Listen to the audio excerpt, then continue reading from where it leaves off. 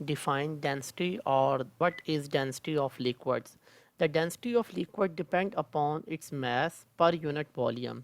बिल्कुल उसी तरह से जिस तरह से हम गैसेस में देखते हैं, लिक्विड भी बिल्कुल इसी तरह से होंगे. फार्मूला क्या है? Density is equal to mass per unit volume, यानी कि टोटल मास को डिवाइड करेंगे टोटल वॉल्यूम के साथ. तो ये जो रेशो हमें मिलेगी इसको हम क्या नाम देंगे? डेंसिटी का नाम देंगे. Liquid are denser than gases because molecules of liquids are closely packed and the space between their molecules are negligible. वजह क्या है कि ये ज़्यादा डेंस क्यों होते हैं? क्योंकि जो लिक्विड के मॉलिक्यूल हैं उनमें स्पेस कम होती है और वो उनकी पैकिंग टाइट होती है. अगर आप उनको कंपेयर करें गैसेस से, तो गैसेस में ये देखें कि इन्होंने इतनी ज़्यादा वॉल्यूम को ऑक्यूपाई किया हुआ है, जबकि यहाँ पे नंबर ऑफ़ मॉलिक्यूल भी ज़्यादा है लिक्विड के गैसेस के मुकाबले में, और इन्होंने जगह को भी कम को ऑक्यूपाई किया हुआ और एक दूसरे के साथ पैक्ड हैं, टाइटली पैक्ड हैं. Not as compare to solids, but gas से ज़्यादा ये आपस में पैक्ड हैं और इनमें स्पेस ना होने के बराबर है. As the liquid molecules have strong intermolecular forces, hence they cannot expand freely and have fixed volume. यही वजह है कि लिक्विड क्या रखते हैं? अपना एक ख़ास वॉल्यूम रखते हैं. क्यों? क्योंकि उनके अंदर इंटरमोलिकुलर फोर्सेस स्ट्रॉन्ग है, ठीक है, और वो इर्द गिर्द इस तरह से मूव नहीं कर सकते जैसे गैस के molecule here and there move कर रहे हैं और वो स्ट्राइक कर रहे हैं अप्स डाउन और पूरे कंटेनर के वॉल्यूम को उन्होंने फुलफिल किया हुआ है. लेकिन गैस के मुकाबले में लिक्विड को अगर आप देखते हैं तो इसके मॉलिक्यूल में इंटरमोलिकुलर फोर्सेस क्या है? स्ट्रॉन्ग हैं, और वो अपना एक फिक्स्ड वॉल्यूम क्या किए हुए हैं? मेंटेन किए हुए हैं, उसको वो नहीं छोड़ेंगे. तो यहाँ पे देखें लेस डेंस, क्योंकि स्पेस जो है इसमें ज़्यादा है. सो अगर इसी मैथ को आप यहाँ पे देखें तो ये क्या हो गया? मोर डेंस हो गया, क्योंकि उतने ही एरिया में नंबर ऑफ मॉलिक्यूल क्या आ गए हैं? ज़्यादा आ गए हैं. तो difference volume that is equal to density, so mass over volume, और आप कह सकते हैं mass per unit volume is name as density. Like gases, they cannot occupy all the available volume of the container. That is the reason why densities of liquids are higher. यही वजह है कि जो गैस के molecule हैं उन्होंने पूरे volume को ऑक्यूपाई किया होता है, सब जगह को उन्होंने घेरा होता है. जितना मर्जी बड़ा कंटेनर कर दें वो क्या करेंगे? उसको भर देंगे. क्यों? क्योंकि उनमें इंटरमोलिकुलर फोर्सेस ना होने के बराबर है या बहुत वीक हैं.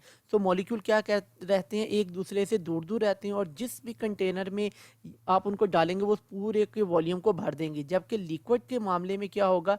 इनके केस में ये सिर्फ और सिर्फ अपने वॉल्यूम को मेंटेन रखेंगे और इस पूरे वॉल्यूम को नहीं भरेंगे. ठीक है, क्यों? नंबर एक कि उनके दरमियान इंटरमोलिकुलर फोर्सेस हैं और मॉलिक्यूल को साथ नहीं छोड़ते, और जितना वॉल्यूम उनका एक्चुअल में होता है वही उस कंटेनर में जाके भी वो वॉल्यूम को फुलफिल करते हैं. That's the reason densities of liquids are higher. यही वजह है कि लिक्विड्स की डेंसिटी ज़्यादा होती है अगर आप उनको गैसेस से कंपेयर करें. एग्जांपल देखते हैं. यहाँ पे ड्रॉप ऑफ वाटर है.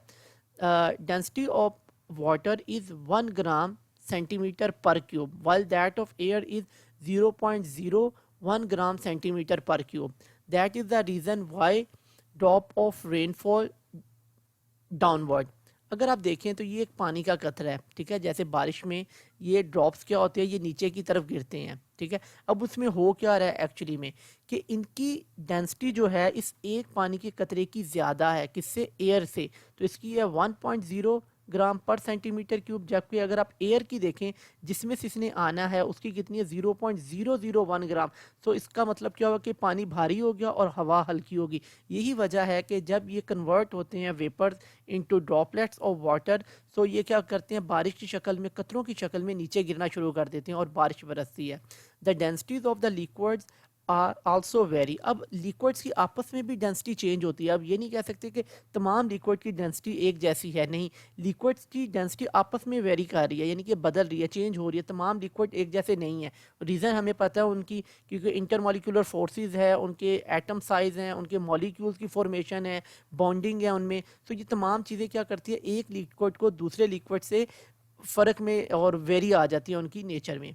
You can observe kerosene oil floats over water. अगर आप यहाँ देखें, हमने पानी और केरोसिन ऑयल का एक मिक्सचर बनाया, लेकिन इसमें क्या हुआ, जो केरोसिन ऑयल था वो ऊपर आएगा और पानी नीचे चला जाएगा। इसका मतलब क्या है कि पानी जो है वो ज़्यादा डेंस है अगर आप उसको कंपेयर करें केरोसिन से। तो देखिए केरोसिन की लेयर जो है या केरोसिन ऊपर आ गया जबकि पानी नीचे चला गया, यानी कि ये बॉटम में हो जाएगा। While Honey settle down in the water, लेकिन जब हम हनी और वाटर का मिक्सचर बनाते हैं तो उसमें क्या होगा, हनी जो है वो नीचे बैठ जाएगा और वाटर जो है वो ऊपर आ जाएगा। अब इसमें हमें पता चला कि केरोसिन हल्का है वाटर से, जबकि वाटर जो है उसकी डेंसिटी कम है या हल्की है किससे, हनी से। तो हनी यहाँ पे सबसे ज़्यादा क्या हुआ, डेंस हुआ। So this is the density in which we know that the weight, और you can say that the liquids that have intermolecular forces, that a reason they will settle down, or you can say that in very simple word, density is equal to mass per unit volume.